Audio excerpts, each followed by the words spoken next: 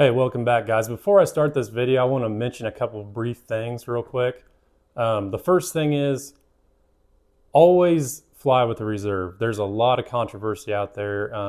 You'll find a lot of things on Facebook floating around of, guys that want to say, I've flown for 20 years, never had a reserve, I'm fine. A number of things can happen, from minor all the way up into equipment failure. So guys, there's no reason not to have a reserve. I know they're a little bit pricey, but it's a good piece of life insurance for you. The second thing is that I forgot to mention in the video, for training purposes, this reserve that I'm using does not have a container on it, and it needs to be repacked. So my actual reserve, my new reserve, is packed away in its container. I did not want to use it for this training video simply because I didn't want to have to repack it. So you will notice that this reserve does not actually have a handle on it. I'm just simulating using a handle. So with that, let's jump right into the video.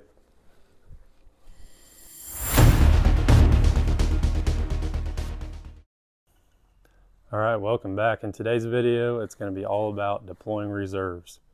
Rule number one, always have a reserve.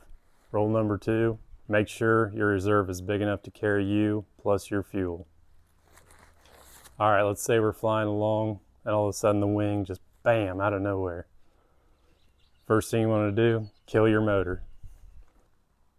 Now that your motor's killed, you want to look, pull, throw.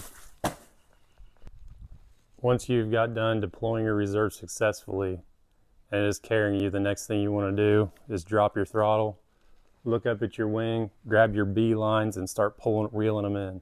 Just get them as close as you can and just grab the wing in a ball and just hold it as close as you can to you. Now the third thing that's going to be happening is you're going to be bracing for impact. So you want to make sure to kind of lean and let the bottom of your motor take most of the force when you hit the ground.